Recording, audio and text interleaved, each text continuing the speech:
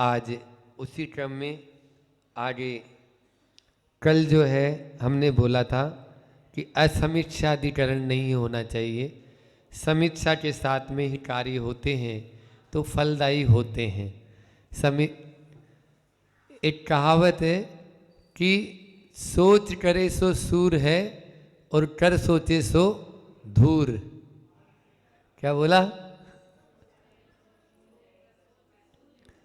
सोच कर करेगा वो तो सूरवीर कहलाता है, और पहले कर लेगा और फिर सोचेगा वो क्या है? धूर है, धूर्त है, मूर्ख है।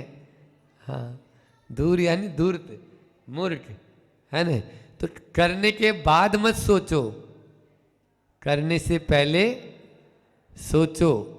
हाँ, यदि करने से पहले सोच लेंगे कभी भी गलती नहीं होगी, और फिर हो भी गई है गलती तो अब पश्चाताप। मारवाड़ी में कहावत है, दूध ढुल जाए तो रोबा सुटाई होसी। काय बोलो? मतलब क्या बोला? दूध ढुल जाए या उफन जाए तो सास जो है, अब वो रो रही है कि अभी सास अब डांटेगी कि दूध उफन गया है, तो अब क्या करें? अब डर भी रही है, रो भी रही है। तो वो सास समझाती है, बोले बेटा अब दूध उफन ही गया, ढुल ही गया, तो अब रोबा से क्या होगा, मतलब रोने से क्या होगा, है ना। तो ये तो एक बार यदि कर दी, अब उससे ये शिक्षा ले कि आगे से हम ऐसी गलती, उसको बार बार याद करके डिप्रेशन में जाना, टेंशन में रहना। एक गलती तो कर ही चुके, अब 2-4 गलती और कर दोगे, होता ही है। हाँ, मान लीजिए चौके में आहार चल रहा है, एक महाराज जी का अंतराय तो हो ही चुका है, अब क्या करें उनका तो। अब उसको रो नहीं, रोने का मतलब ऐसा है, उससे ये ले कि नहीं अब आगे से हम सुधार रखेंगे, जो गलती अभी हुई है वो, उसको कोसने से क्या होगा? तुमने ऐसे कर दिया, तुमने वैसे कर दिया, ये बाहर वाले आते हैं, ये देके चले जाते हैं, इनको क्या मतलब है, चौका तो हमारा था, ये महाराज जी भी ले लेते हैं बाहर वालों से, इनको लेना ही नहीं चाहिए, क्या है ये महाराज जी। ये सारे तरह के जो विकल्प संकल्प हैं, अरे हो ही गया ना वो तो, अब क्या उसमें रोने से कोई फायदा होगा क्या? हाँ, उससे हम, ये कहलाता है समीक्षाधिकरण। क्या कहलाता है?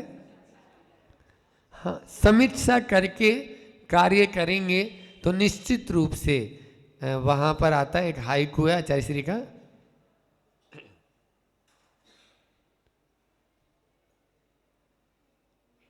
सोचो तो सही।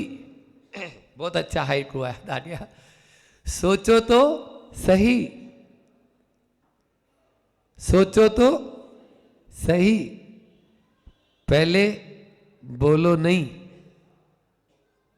पहले बोलो नहीं, अन्यथा रो, अन्यथा रो, रो 5 अक्षर हो गए ना, या पछताओगे, ये भी हो सकता है। सोचो तो सही, पहले बोलो नहीं, पछताओगे, या अन्यथा रो, दोनों हैं आचार्य श्री के, ये दोनों शब्द। तो ये होता है, सोचो, पहले सोचो तो सही। कई बार होता है प्रवचन में, आधे प्रवचन में आए, अब आधे प्रवचन में क्या बात चल रही है, कौन सा प्रसंग चल रहा है ना। क्लास में भी होता है, तो क्लास में मान ली लेट हो गए, अब लेट हो गए तो आगे पीछे भी सोचो, नहीं तो अर्थ का अनर्थ हो ही जाता है, हो ही जाता। अरे वो महाराज जी तो ऐसा बोल रहे थे, तो भैया तुमने, हमने फिर हम पूछते हैं कि भैया प्रसंग क्या चल रहा था, ये या तो ये बताओ, प्रसंग के अनुसार हम निकाल पाएंगे, और या फिर बात क्या हो रही थी, कौन के विषय में हो रही थी, किससे कह रहे थे, ये सब चीजें सोचना है, तभी हम जो है आगे हो पाएंगे। उम्र आदि का भी होता है, वही चीज मान लीजिए जवान आदमी है तो अलग बात थी, अब बुढ़ापा है तो अलग बात, उससे और बात करनी पड़ती है, या उसको अलग से देना पड़ता है डोज, तो ये चीजें होती है, ठीक है ना। या जो जुड़ा हुआ है उससे तो बोल दें तो प्रभावना अप्रभावना नहीं होगी, लेकिन जो जुड़ा नहीं है, अब आज पहले बार इस सभा में बैठा हो अभी, और उससे हम बोले क्या है ये, बैठना भी नहीं आता, तो वो कभी फिर कोई दूसरे महाराज के पास जाएगा? वो कभी नहीं जाएगा। बोले महाराज ऐसे ही होते हैं, महाराज इसीलिए हम नहीं जाते, ये तो मम्मी ने बोला था इसलिए हम आ गए। हाँ, ये होता है। तो इन चीज़ों को, चलिए, एक बहुत अच्छी बात आचार्य श्री यहाँ अगली पंक्ति में कह रहे हैं। दीदी आ गए इसलिए हम पुरानी बात को रिपीट किए थे, रिपीट तो नहीं, नया ही निकलता है, हम तो सब चीज़ नया ही देते हैं। आवश्यक अपरिहाणी एक आया था, शब्द बताओ कहाँ आया था? यदि प्रवचन सुने हो तो आप लोग हमारे, बहुत बढ़िया, 16 कारण भावनाओं पर जब हमने 16 प्रवचन किए थे, उस समय एक दिन इस विषय पर बोले थे, आवश्यक अपरिहाणी। ठीक है ना? आवश्यकों में किसी प्रकार की कोई भी ढीला ढाली न हो, व्रतों में निर्दोषता होनी चाहिए, इसके लिए स्ट्रिक होना जरूरी है। आचार्य श्री ने कहा स्ट्रिक होना, क्योंकि मालूम है ना 12 बजे सामायिक में बैठने का समय है, तो लोग भी क्या करेंगे, दौड़ते दौड़ते आएंगे भागे भागे, और फिर 15 मिनट और ले लेंगे, हो गई 12:15। अब बोलो क्या कर ले? शाम को भी ऐसे ही, या तो हमारा 12 का टाइम बैठने का है ना, तो बस 12 बजे या 12:15 बैठने का है तो 12:15 बैठना ही है। उसमें ऐसा नहीं, स्ट्रिक होना बहुत जरूरी है। आचार्य श्री जी देखो, आप चाहे कोई मुख्यमंत्री या प्रधानमंत्री या कोई भी कलेक्टर भी आ रहा है, तो उसको जो समय उस हमारी चर्या के अनुसार जो समय उसको सूट कर रहा है। अब तुम नेताजी हो तो नेताजी अपने घर में होंगे, ऐसे नहीं कि तुम आ ही रहे हो, आ ही रहे हो, आ ही रहे हो, बस अब आ रहे, अब आ रहे, अब आ रहे, ऐसा नहीं चलता। गुरु जी के यहाँ नहीं चलता है। इसलिए आप अपना पहले से मार्जिन लेके बता दो। कई बार नेताओं को पहले जब हम थे भी संघ में, तो बताना पड़ता था कि भैया ये वो संघ नहीं है, इसमें तो जैसे शाम को 6 बजे 7 बजे आचार्य श्री बैठ जाते हैं, तो आपको 7 बजे पहले आप आएंगे तो बात हो पाएगी, अन्यथा कोई भी आ जाओ, फिर एक बार बैठ गए तो बैठ गए, फिर कुछ नहीं हो सकता। तो ये तभी आवश्यकों का पालन होता है। आवश्यकों का पालन ऐसे ढुलमुल नहीं होता कि अब कोरोना लग गया तो रहने दो, अब चलो आज थोड़ा सा सर्दी जुकाम हो गया तो अब रहने दो, चलो सर्दी जुकाम तो होगी मंदिर का, अब आज चलो वहाँ शादी में रात में गए थे सो लेट आए, सो का मंदिर ही सबसे पहले, अब तो छोड़ दो आज मंदिर, अब आज ना करें, सो कौन सो अपने का कोई बिगड़ रहे है, जे होता है। तो ये आवश्यक, आपके आवश्यक कितने, देव पूजा, गुरुपास्ति, स्वाध्याय, संयम, तप, दानम, शेति, गृहस्थानाम, सत्कर्माणि दिने दिने, है ना? ये बच्चे बच्चे आपकी पाठशाला के सब बोल लेंगे ये श्लोक, रटा दिया हमने छोटे छोटे बच्चों को भी। तो इस तरह से ये 6 आवश्यक हैं, इनमें कभी भी कोताही नहीं, जो देना है देना ही है, जो करना है करना ही है। हाँ, भोजन के लिए नहीं बोला आवश्यक, इन 6 आवश्यकों में बताओ कि बोला भगवान ने कि तू रोज भोजन कर श्रावक के लिए, ये 6 जो बताए इनके लिए जरूर उसने कहा, उन्होंने कहा नहीं, इनमें कोई भी तरह का निर्दोषता होनी चाहिए, तभी उसका लाभ मिलना चाहिए। और निर्दोषता स्ट्रिक्ट में ही आता है, वो थोड़े देर लगता जरूर है, लेकिन बाद में वो स्वयं जानते हैं नहीं नहीं भैया वहाँ जाएंगे तो अपना ये इतने टाइम पे वो नहीं मिल पाएंगे, तो अपना भी सब जगह हो जाता है।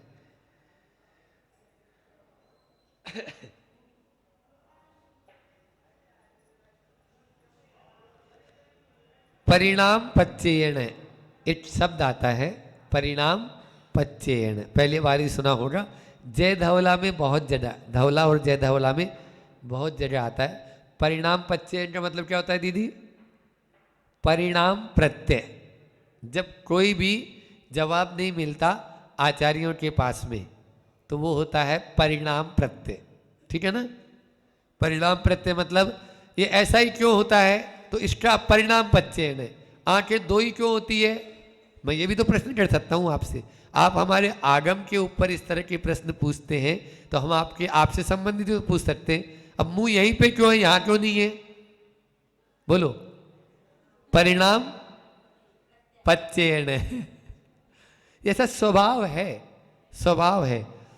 लघु कंकर भी डूबता, तीरे काष्ठ स्थूल, यह मत पूछो स्वभाव से, स्वभाव तर्क से दूर। वो तर्क से दूर रहता है। जो स्वभाव होता है उसमें वो तर्क से दूर है, उसमें तर्क नहीं किया जा सकता है ना। कुछ ऐसे सूत्र हैं जो निपात सिद्ध बोलते हैं। व्याकरण जब पढ़ोगे तो आएगा कि उनकी सिद्धि नहीं हो पाती। हर सूत्र या हर उसको सिद्ध किया गया है, लेकिन कुछ शब्दों को निपात सिद्ध बोल दिया गया, मतलब वो सिद्ध है। अब उसमें दिमाग मत दौड़ा अपना। आचार्य श्री यहाँ पर यही कह रहे हैं, परिणाम प्रत्यय, परिणाम प्रत्यय जो है वो आचार्य ने कहा है, लेकिन उस परिणाम प्रत्यय का गलत उपयोग मत करो। जहाँ कहा है उसी का उपयोग करो, अन्यथा प्रज्ञा अपराध हो रहा है। बहुत अच्छी बात यहाँ पे लिखी है, आज इसे समझ ही नहीं पा रहे हैं। ये प्रज्ञा अपराध है। क्या है? प्रज्ञा अपराध के बारे में मैंने बोला तो था, बताओ आरोन। हाँ, प्रज्ञा अपराध का अर्थ बता दो, शाब्दिक अर्थ तो बताओ। प्रज्ञा यानी बुद्धि और अपराध यानी दुरुपयोग उसका, बुद्धि का, ज्ञान का दुरुपयोग। प्रकृष्ट रूपेण ज्ञान इति अपराध है, प्रज्ञा अपराध है। ठीक है ना। प्रकृष्ट जो आपके पास में इतनी अच्छी बुद्धि मिली है सबसे, उसका दुरुपयोग हो रहा है। गलत कार्यों में ज़्यादा लगा रहे हैं, अच्छे कार्यों में नहीं लगा रहे। वहाँ पर बोला था उस दिन, रत्नावली बोलती है तुलसीदास को, अरे तुमने इतनी प्रीति भगवान राम से की होती जितना मेरे से की है तो तेरा बेड़ा पार हो गया होता।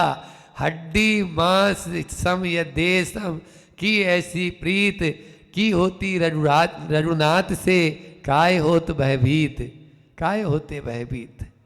भयभीत नहीं होते, लेकिन संसार में भय कर रहे। मुर्दे के सहारे तैर के पहुंच गया पत्नी के पास में, रहा नहीं गया। और वो कहा उसके सांप को रस्सी समझ के बोले, देखो साड़ी लटका रखी अच्छी। कैसे कैसे उदाहरण भरे हैं, आप लोग देखो तो। पर आपके लाने हैं, हमारे लाने भी है, लेकिन फिर भी दुरुपयोग मत करो, है ना। Miss use. वह मुनि महाराज जी बन गया तो इस मुनि महाराज के पद का दुरुपयोग करूंगा तो क्या होगा बताओ। हम तो अपने पे ले लें तुरंत ही, है ना। वो हमारे लिए हानिकारक होगा ना। आप तो मेरी पूजा कर रहे हैं, आराधना कर रहे हैं, सब कुछ कर रहे हैं और आप बहुमान दे रहे हैं, लेकिन यदि उसका दुरुपयोग किया तो बोलो कौन को मिलेगा फल? स्वयं किए जो, आज सुबह भी बोला था, स्वयं कृतम कर्म फलम तदम यथा। वही है, वही केवल मात्र अपने को ही। समय का ध्यान नहीं है। फिर वो कहा है कि अध्यक्ष लेट आए सो दूसरे तो लेट आए यहाँ। हम नहीं जानत आर्गुमेंट। और अब देखो, दवाई हमेशा ले रहे हैं, रोग ठीक ही नहीं हो रहा, यही प्रज्ञा अपराध है। क्या अपराध है? प्रज्ञा अपराध। हम नहीं बोल रहे, आचार्य भगवान बोल रहे हैं कि दवाई, रोग तो ठीक हो नहीं रहा, और दवाई के ऊपर दवाई, पहले 100 mg, फिर 500 mg, फिर 1000 mg, फिर 5000 mg, 3000 mg की लगा दी उसको। लगाओ, लगाए जाओ, बढ़ाए जाओ। क्या हो रहा है? ये क्या है? रोग कछू है, दवाई कछू और की चल रही है, पता ही नहीं है। उस वैद्य को भी मालूम, या उस मतलब वैद्य को तो अपन आएगा इसमें कि उसको, डॉक्टर को मालूम ही नहीं कि मैं दे काय की रहा हूँ, क्योंकि वहाँ कोई रोग का निदान ही नहीं है। वो तो फोटोग्राफी, क्या बोलते हो आप लोग, सोनोग्राफी, ये एक्सरा, इसके ऊपर चल रहे हैं वो। अब उसमें भी एक मशीन में दूसरी आते, और दूसरी पे जाते सोते नोट भी ले लेते, और वो रिपोर्ट भी दूसरी आ जाती। तो ये हो रहे, एक ही शरीर के कई हो रहे, कमा रहे धनाधन, उनके नोट छप रहे हैं, आप लोगों के पास में खूब है, तो दे दे के आते हैं होते। हाँ, सब हर बात में दवाई की ओर जा रहे हो, दबा रहे हो, महाव्रतों का संलेतना की ओर क्यों नहीं जा रहे हो? उसकी बात नहीं, पहले दवाई की ओर चले जाते हो। पूरी देखो, अपन संलेतना के अतिचारों का देखो, रोज याद करो। अरे महाराज अभी कोई उम्र है हमारी, आप भी क्या यानी कछु कछु ही बोलने लग जा तो। हाँ, कई लोगों तो जैसे हम थोड़ी सी हमें सर्दी जुकाम होती है तो हम बोलते हैं भैया कछु भी हो जाए तो भैया नमो कार मंत्र सुना दीजिए। हाँ, सो वो अरे महाराज जी अब बस आप तो यही बात करने लग गए, ऐसे थोड़ी, ऐसा कुछ नहीं होने वाला। सो ठेको ले रखो है तुमने पूरे हमेशा चलाने। यहाँ पे पट्टा बांध के आया है, काल सिर पर सवार है, कौन की बेला कब किस पर आ जाए कोई पता नहीं है, कोई पता नहीं है।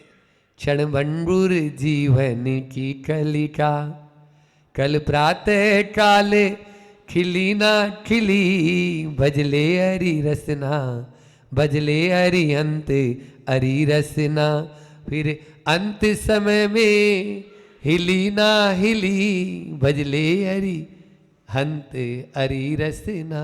आचार्य श्री की फेवरेट पंक्तियां हैं ये। हाँ, बोलते हैं ना वो, अंत समय में हिली, इतनी जाने तब बाकी नहीं, फिर हमने बताई थी ये वाली कि ये पूरा वजन है। अच्छा सुनाया तो होगा उनको भी, तो इसलिए तो दवाई ले रहे हैं, महाव्रतों को दवाई ले रहे हैं। और क्यों ले रहे हैं, कब तक लेना है? अब एलोपैथी में तो आप जाएंगे तो उससे तो पूछते ही वो यही बोलता है ना, आप बोलेंगे कब तक लेनी है डॉक्टर साहब, जब तक मरो नहीं। क्या बोलते थे वो, बोलो ना, बोले जिस दिन मरोगे उस दिन भी हमारी दवाई खा के ही मरोगे, मतलब हमारी दवाई खा के फिर मरण होगा आपका, ये स्थिति है। और कई बार तो ये हास्यास्पद स्थिति होती है कि आजकल पहले रखते थे रोटी को डब्बो, टिफिन अपने क्या बोले थे इसको, अरे नाश्ता पानी का अपने टिफिन, और अब रखे थे दवाई का डब्बा। पहले रखे थे स्त्री पत्नी और बहन या जो भी माँ है बेटी है, तो वो पिताजी जा रहे हैं या भैया जा रहा है तो पहले ये डब्बा तो रह ही गया है, ये 7 मिनट काय का दवाई का, 15 तरह की, 10 तरह की, 8 तरह की दवाइयाँ चल रही है। हाँ देख लो, यहाँ भी बैठे होंगे हम तो इसलिए अब जा अलग है, जा अलग है, जा अलग है, जा अलग है, कितनी तरह की दवाई। कोई इलाज नहीं है, कोई समाधान नहीं है, तो क्या मर जाए महाराज? हम कब बोल रहे हैं मर जाओ, ये थोड़ी बोल रहे हैं, हम मरने के लाइन थोड़ी बोल रहे हैं। हमने क्या कही, जो प्रज्ञा अपराध से बचो, आचार्य श्री भगवान बोल रहे हैं उसका सही, अभी आएगा आगे, उसका सही इलाज क्या है? आयुर्वेद ही सही निदान कर सकता है, रोग को समूल नष्ट कर सकता है। हाँ, उसका सही तो होए। हम बता रहे हैं ना, एक बार एक घर का संस्मरण याद आ गया, सुना दूं? हालांकि टाइम तो हो रहा है। तो वो जो है भाभी आई, बच्चा हुआ, बच्चा हो गया, वो 2 साल का था, खूब जुड़ा था, तो उसको फुंसियाँ हो गई, अलाई बलाई, ये जो इस समय होती है चातुर्मास के पहले गर्मियों में, क्या बोलते हैं उसको, गमोनिया, अमोनिया जो भी है। हाँ, तो वो गमोरी हो गई उसको। अब पानी गिरे और पहले पानी में नहा लो, ठीक होना ही हो तो, लेकिन अब पानी गिरेगा तब तो, अभी तो गिरा नहीं रहा। तो वो डॉक्टर के पास जाए, और छोटो से बच्चों, अब उसके ऊपर ओवरलोड रहता है। हमने बोला इसके ऊपर मिट्टी पोत दो, मिट्टी गला के पोत दो, अब फिर निला दो, ठीक हो जाएगी। पहले तो मानी नहीं, क्योंकि वो ज़्यादा पढ़ी लिखी थी। अब थोड़ी माने हैं कि देवर जी बोल रहे हैं, तो फिर भी हमने उसको लिया, हाथ में निला दिया, लगा दी, वो भी अच्छे खेले आराम से बढ़िया, और सब एक मतलब बता रहा हूँ उन्हें, चुटकी में दूर हो गई। विष को खींचने की शक्ति है मिट्टी में, सारे रोगों की एक दवा, मिट्टी, पानी और हवा।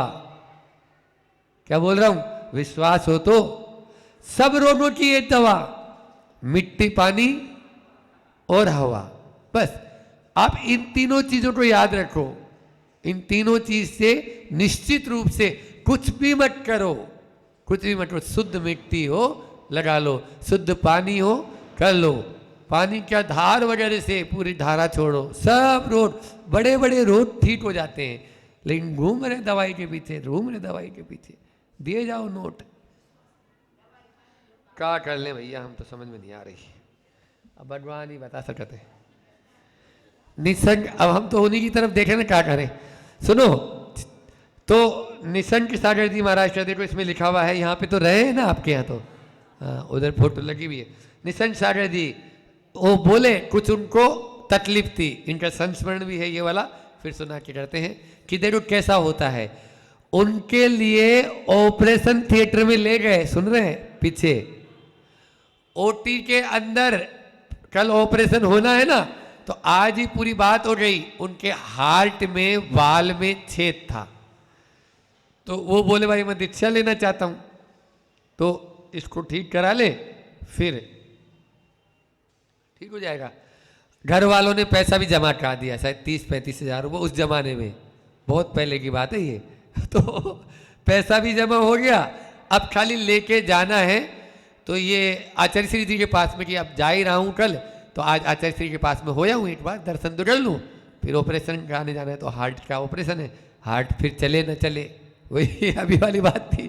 तो आ गए आचार्य श्री, तो आचार्य श्री, अब आचार्य श्री जी के भक्त तो थे ही ये पहले से ही। आचार्य श्री जी से बोले कि आचार्य श्री ऐसी ऐसी बात है, और ऑपरेशन कराना है, पैसा भी दे दिए हैं, और हमें जो है डॉक्टर ने वाल छेद बताया है, अब आप ही आशीर्वाद दो कि ठीक हो जाए। वैसे ऑपरेशन हाँ, तो बस इतना ही बोला आचार्य श्री। तो अब ब्रिलियंट तो थे ही, वो समझ गए कि मतलब ऑपरेशन नहीं कराना, लेकिन अब सीधी सीधी कैसे बोले आचार्य श्री भी। तो बोले आचार्य श्री ऑपरेशन नहीं कराना क्या? मैं नहीं बोल रहा हूँ, मैं कहाँ बोल रहा हूँ, मैं कुछ भी नहीं बोलूँगा, आशीर्वाद है, चलो।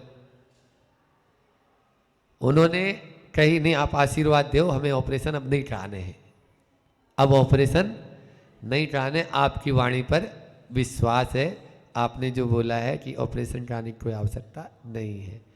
और वो आचार्य श्री जी का आशीर्वाद 27 साल तक वो एलर्ट जो है अवस्था में रहे। 27 वर्ष किसको बोलते हैं? कोई ऑपरेशन कुछ नहीं हुआ, वो सब पैसा गया, पैसा वापस लिया, जो भी हुआ 27 वर्ष निकाल दिए।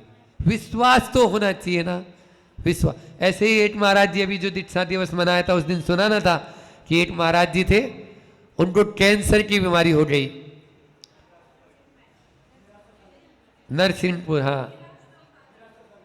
तो कैंसर की बीमारी हो गई, तो माता जी ने बोला कि अब कीमोथेरेपी कराने जा रहे हो, तो एक बार आचार्य श्री का आशीर्वाद तो ले लो। बस आचार्य श्री जी के आशीर्वाद लिया और उन्होंने मन बना लिया मुझे कीमो नहीं करानी है, खून का पानी बना देते हैं और जिंदे को मार दिया जाता है। ये समझ ली, वो जिंदा तो है लेकिन अब कोई काम का नहीं है, ऐसी स्थिति कर दी जाती है उसमें। तो वो कीमो के लिए नहीं गए और बोले अब मुझे व्रत लेके आगे अपना जीवन यापन करना है। माता जी की प्रेरणा से, माता जी उनके गांव में थी, माता जी की प्रेरणा से उनका व्रत हो गया, और जैसे ही व्रत हुआ वो कैंसर, खुद डॉक्टर अचंभित है, जिसने डिटेक्ट कैंसर किया था वो बोलता है भैया जी आपका कैंसर कहाँ गया ये पता ही नहीं है। बोलो कहाँ कैंसर गया कोई पता नहीं है। और सुना देते हैं आप लोगों के जो है ना कि हमारे ये दांत थे ना पहले बाहर थे, बहुत ज़्यादा बाहर थे, तो तार भी बंधवाए पहले कॉलेज में जब पढ़ते थे कि भाई ब्याह शादी करना है छोरे का, सो दांतों को अंदर तो करो थोड़ा बहुत, तो अब बिल्कुल ही बाहर में, क्योंकि एक्सीडेंट हो गया था बचपन में तो बताया था, तो उसके माध्यम से बाहर हो गए। अब वो बाहर इतने ज़्यादा थे कि उस कारण से 14 वर्ष इन दांतों ने दीक्षा नहीं होने दी। अब आर पार की लड़ाई, गुरुजी से बोल दिया, गुरुजी दीक्षा दे रहे हो या नहीं दे रहे हो, हाँ और ना में जवाब दीजिए। जे सिर फिरे, जिनको अकल नहीं, गुरुजी से ये बोली कि हमें हाँ और ना में चाहिए अब आचार्य श्री, और कुछ भी, क्योंकि मारवाड़ी लोगों की तो उतना ही रहता है ना, 14 साल आपके चरणों में मैं रहा, बस अब और कुछ नहीं। आप तो अब मुझे संसार के सारे आचार्य बार बार बार बार मुझे परेशान कर रहे हैं, लेकिन एक विद्यासागर जी से बस मेरी नहीं हो पा रही है दीक्षा, यही मुझे है। मैंने कब मना किया? आचार्य श्री जी का पहला शब्द था मैंने, क्योंकि प्रमाण सागर जी ने 4 लाइन जो लिखी थी ना, वो ऐसी लाइन लिखी थी कि ये ब्रह्मचारी जी 10 साल से मैं इनको रोके रखा, अब रुकने वाले नहीं, इस धरती पर रोक सकते हैं आप, केवल आप हैं गुरु जी, बाकी ये नहीं रुकेंगे। ये स्वास्थ्य की दृष्टि से, अध्यात्म की दृष्टि से, अध्ययन की दृष्टि से और सामाजिक की दृष्टि से बहुत उपयुक्त और अनुकूल हैं। बस इतना ही 4 लाइन में लिखा था, छोटा सा पत्र प्रमाण सागर जी ने, जो आचार्य श्री जी के दिमाग में पूरा भर दिया। आपकी कृपा भर और हो जाए। पहले भी बहुत सारे पत्र उन्होंने लिखे, ऐसा नहीं, पत्र बहुत सारे 8-10 पत्र लिखे होंगे, लेकिन नहीं हुआ। अब आचार्य श्री से हम तो बस सिर फिरे थे, आप हाँ भरिए, मुझे अब ऐसा नहीं, हम मना नहीं कर रहे हैं, मतलब हाँ कहाँ भर रहे हो, क्योंकि उनका तो यही है कि हम मना कहाँ कर रहे हैं, तो आप हाँ भरो ना। आप मेरे इशारे को समझो, मैं इशारा तो समझते हैं 14 साल हो गए, अब नहीं समझ रहा इशारा कुछ भी। आप तो आज की तारीख में हाँ भरना है। 18 फरवरी को हम निकले थे प्रमाण सागर जी को छोड़ के, 19 फरवरी को गुरु चरणों में थे, और मैंने बोला आज 20 फरवरी और 21 फरवरी को 1:30 बजे दीक्षा हो जाएगी। बस अंतिम मेरे पास 2 दिन बचा है, और प्रमाण सागर जी भी ये बोले कि तुम एक बार गुणायतन वापस आओगे, मुझे 3 काल में नहीं आऊँगा, कपड़ों में तो नहीं आऊँगा, 3 काल में। क्यों? अब एक बार यहाँ से जा रहा हूँ तो लौटूंगा नहीं। बोले नहीं, तेरा उपकार है मेरे ऊपर, मैं बिंदोरी पूर्वक तुम्हें विदा करना चाहता हूँ, अभी कर लो, जो करना है अभी कर लो। 18 तारीख है, अभी इस समय, आज के बाद में आपका और मेरा साथ यहीं तक का था, बस ये मान के चलना, इसके बाद आगे साथ नहीं, अभी बस यहीं तक। बोले क्या? मैं कुछ नहीं, मैं बोले मैं नहीं, चार्टर प्लेन से तुम्हें भेज दूंगा तेरे टाइम पे। मैं टाइम पे मुझे नहीं चाहिए, मैं सामने वाले को, मैं नहीं हूँ, बीच में मीडिएटर दूसरा है, मेरी तो बात ही नहीं है। वो बोल रहा है कि 20 को पहुँच जाना भैया शाम तक, मेरी तो बात ही नहीं हुई है, मैं किसी से कोई बॉन्ड नहीं हूँ अभी। तो आचार्य श्री जो है बोलते हैं मेरे इशारे को समझो। मैंने बोला इशारा नहीं है, आप बोलो। बोले मुझे सोच लेने दो। आचार्य श्री ने बोला तो मेरा दिमाग उस समय इतना खराब था, बोले आज की तारीख तक, शाम तक मैं हूँ, शाम तक आप सोच लो। आचार्य भगवान, शाम के बाद में मैं सोचने का अवसर नहीं दे पाऊंगा, शाम तक जवाब चाहिए। ये लोग तो कोई कर ही नहीं सकते हैं। हम खुद बोल रहे हैं कि हम बिल्कुल पागल थे, पागल बिल्कुल, मतलब ऐसा गुरु के सामने कभी बोल भी नहीं। हमने खुद ने बोला आचार्य श्री इसका सबका प्रायश्चित दीजिए कि मैंने आपके साथ में कैसे फेस आया था मैं, लेकिन मेरे ऊपर केवल एक भूत सवार था कि मैंने 14 साल आपको दे दिए, अब एक पल नहीं दे सकता आपको, बस ये मेरे ऊपर भूत सवार था। इसी बेस पे आपसे मैंने लड़ाई की थी, और कोई मेरा बेस नहीं था। और फिर वो बोले तो तुरंत संभव सागर जी को बुलाए, और नेमाउर से बिहार ही हुआ था, तो बोले वो कहाँ गया, हम अपना पारना कर रहे थे, पहले दिन उपवास हो गया था। तो संभव सागर जी धीरे से बोलते हैं, आचार्य श्री ने 2 बार पूछ लिया, हमको पूछेंगे ना, मैं जा रहा हूँ और उन्हीं के साथ सामायिक करूँगा। जिस विद्यालय में, जिस कमरे में आचार्य श्री बैठे थे, धीरे से गया, उनके तट के बाजू में बैठ गया। और जब गुरु जी उठेंगे अपन उठ जाएंगे, अपने यही सामायिक है। गुरु जी उठे, हम भी उठ गए, चरणों में पहुँचे। गुरु जी कुछ बोलते उससे पहले ही हमारी आंखों में पानी आया, और गुरु जी ने इतना ही कहा, कई बार आपकी दीक्षा के विषय में मैंने सोचा और आप बहुत योग्य हैं, लेकिन मेरे मन में एक विकल्प है। आचार्य भगवान, आपका विकल्प मेरा विकल्प है, आप बताएं। आपके दांत बाहर है। आचार्य श्री ने यही बोली। मैंने बोला मैं क्या कर सकता हूँ, लेकिन मेरे ऊपर तो भूत था। आचार्य श्री, शरीर आपका है तो 32 दांत भी आपके हैं, आप तो पूरे तोड़ के यहाँ रख लीजिए, अभी पूरे 32 तोड़ के यहाँ रख लीजिए। मुझे एक दांत नहीं चाहिए, केवल मुनि पद चाहिए, बस एक भी दांत नहीं चाहिए। कोई दांतों से मुझे कोई औपचारिकता नहीं करनी है। आप पूरे दांत आपके हैं, आप इनको तोड़ के अभी ले लीजिए। गुरुजी बोले नहीं ऐसा नहीं, हम इनको अंदर कर देंगे, आप तो मुझे मुनि बना दो बस, और मुझे कुछ भी नहीं चाहिए आपसे। उनको 3 बार बोलना पड़ा था आचार्य श्री को, यू आर मिलिट्री मैन, चुप तो हो, यू आर मिलिट्री मैन। हम इतना ज़्यादा हो चुके थे कि उनको एक बाजू वाले महाराज जी को वो उठा के लाए, गुरु जी हमें नहीं, वो उठाए, बोले जाओ शंभू साई को बुला के लाओ। हम जा रहे थे तो बोले नहीं आप ऐसे इस रूप में बाहर मत जाओ, आप यहीं बैठो। गुरुजी हमको नहीं जाने दिया क्योंकि हम इतने ज़्यादा अंदर से वो हो चुके थे कि आचार्य श्री मेरे में क्या कमी आज तक रही कि मैं मुनि नहीं बन पा रहा हूँ, और इतनी 3 दीक्षाएँ हो चुकी है, अब तो मैं एक पल भी मैं नहीं रुकना चाहता हूँ। फिर शंभू साई बोले कि देश में या विदेश में जहाँ भी हो इनके दांतों को अंदर कराओ, चाहे इनको विदेश भी जाना पड़े, और जल्दी से जल्दी होना चाहिए ये काम। वो हम उस समय इतना ज़्यादा हो चुके थे कि वो हमें भी थोड़ा सा, उस समय होता ही गुरु जी का पपोलना होता है, वो तो सबको पपोलते हैं, जैसे कोई बहन भी हो रही है तो उसको, तो इस तरह से फिर किया। अब शंभू सागर जी ने और इन्होंने जैसे ही बताया तो हमने बोला, अब शंभू सागर बोले कि भैया इसको देखो अपन करते हैं।